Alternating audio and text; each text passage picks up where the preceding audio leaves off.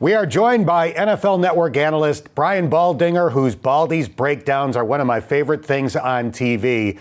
Brian, you were an NFL offensive lineman for 11 years. How would you describe the performance of the Bengals offensive line last week, missing 3 starters? It was brilliant. It was a brilliant performance by Jackson at left tackle and Max at right guard and Akeem at right tackle. I mean, you wouldn't know that they were the backups. And that's a credit to Frank Pollock, the offensive line, the coaching, because it's not easy in those conditions against a really good defense. But it was one of the best offensive performances they've had all year. And you really can't find a lot of bad plays or missed assignments or anything from those 3 right now. Let me follow up specifically on Jackson Carman. He was a left tackle at Clemson. He played guard last year as a rookie in the NFL. He was back at left tackle last week. What did you think of him specifically, and how comfortable did he look back at tackle? Well, he got in there, obviously with the injury to Jonah the week before. So he got in there against Baltimore, and I thought he played well until the very end. And then I thought it was just really a matter of time, working, with Volson and just kind of feeling his way in there. But I thought fundamentally his sets were good. He's a big 2-hand puncher. You don't see a lot of that anymore. But he didn't get out over his skis against, a variety of rushers against Buffalo. I thought he was excellent in the run game. So, the run game really kind of took off and flourished, obviously, with what Joe did and what Samaje did. So I thought it was really good. I thought it was solid. You wouldn't know that this is his first start in the NFL at left tackle. And I think I'm right. I didn't go back and research everything, but I think it was his first start in the NFL at left tackle. And so he looked really comfortable there. Part of the reason why they took him out of Clemson is they thought he could probably play left tackle. Obviously, they had him at guard last year. But look, he's going to get challenged this week in a way, from a variety of rushers again that are pretty good at what they do in an atmosphere that's tough to play in. So the bigger test is this week. But I thought he answered all the questions. And the best thing is you never talked about him during the game. That's like the greatest thing you could say about an offensive lineman, especially a kid making his first start, is you never said anything about him the whole game. Brian, at one point during the game last week, you tweeted very simply, "Joey B doesn't miss." When you're watching Joe Burrow, what makes you shake your head and say, this kid's unbelievable?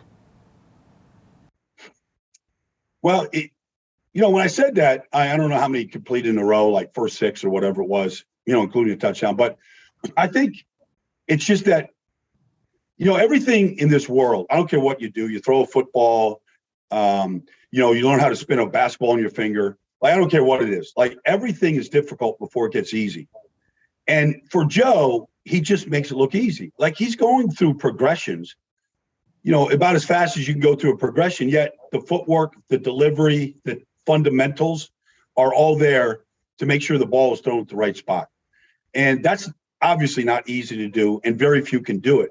Yet here he is in his 3rd year, and he's doing it, like, on a consistent basis. Oh, by the way, it's snowing out, it's cold, it's a slick field, it's in hostile territory, and you wouldn't know it. It could be in his backyard in Athens, Ohio, throwing to his dad or something. It wouldn't be any different, probably. We're visiting with Brian Baldinger from the NFL Network. You did a Baldy's breakdown this week on Mike Hilton. The dude is 5'9", 184 pounds. You referred to him as a pit bull. What makes Mike Hilton so special? I think the fact that, he does everything full speed. The blitzes are full speed. Defeating blocks at the line of scrimmage is full speed. Bracketing in double coverage, on Stephon Diggs. Like, it's just like he plays the game very fast. And you wouldn't know that he's 5'9", and 190 pounds and change. You wouldn't know it, by the way he plays, because you shouldn't be able to play the game that fast, hit that hard, attack Josh Allen's throwing arm like the way he does, as fast as he does, unless you are completely 100% confident in what you're doing. And so I think, he's very well prepared. Assignment-wise, it's really special, but it's just a full speed, full attack approach that he has play in, play out. So on Sunday, the Bengals are going to try to beat Kansas City for the fourth time in about 13 months. Lou Anarumo has done an incredible job of containing Patrick Mahomes and the Kansas City Chiefs offense. What do you think of Lou? Well, I think of him in the highest regard. Like he's as a tactician, like I think he's as good as there is in the whole business.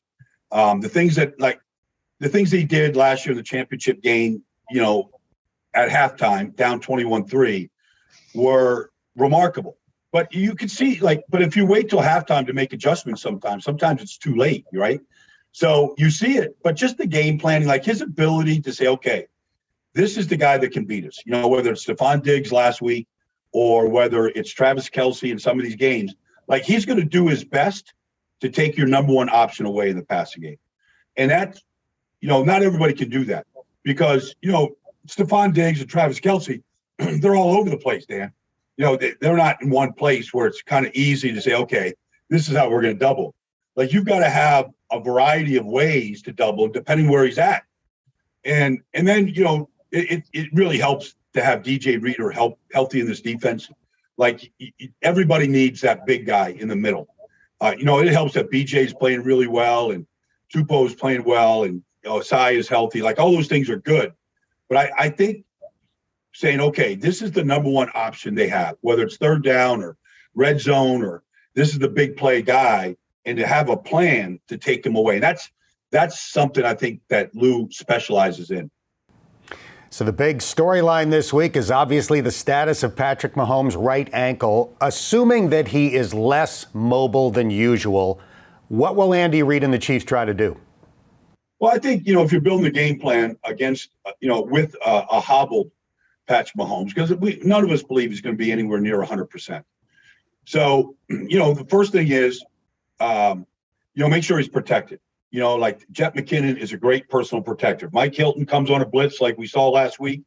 I think Jet McKinnon is capable of nullifying that. Now, it helps that, you don't always know where it's coming from. But Jet McKinnon's a great personal protector. Then they have run the ball. Isaiah Pacheco had one of his best games ever last week. Like he's a good number one running back, and they're good up front. So run the ball more, find ways to run it. Whether it's Kadarius Toney on fly sweeps and things like that. Like your victory against San Francisco. Well, their victory against San Francisco this week. I mean, McCall Hardman was going sideways, scoring touchdowns that day. So find different ways to run it. And then, you always have Travis Kelce. He's your safety blanket. Whether it's tight end screens or stick routes or, just his ability to uncover against anything is elite. And then if you're going to take shots down the field, whether it's to Marquez Valdez-Scantling or whether it's to Noah Gray, whoever it is, make sure that you have max protection. Make sure the edges are protected and Trey Hendrickson isn't coming free at you. Or, whether it's Logan Wilson up the middle, whatever the pressure is, make sure you can account for it to give Mahomes time. Because I think the idea that Mahomes can do what he has done for 5 straight years now is to extend these plays. I don't know that you can count on that. I think he'll still try to do some of it, but he's not going to be 100% to do it. So I would say that package of things I just said are things you can lean on. We started with the Bengals offensive line. It was excellent last week, but it was a one-game sample size. How good is the Chiefs' defensive front led by Chris Jones? Yeah, well, Chris Jones is a handful. If you leave him one-on-one, I don't care who's in front of him. He's a handful, and he's going to win one-on-ones. So I think it starts with Chris, and they move him around. They don't leave him in just one place. He is the 3-technique defensive tackle, but they'll put him outside on the edge and, work him against offensive tackles. They'll loop him on stunts. So it starts with him. But, Karlaftis is a good rusher. Dana is a good rusher.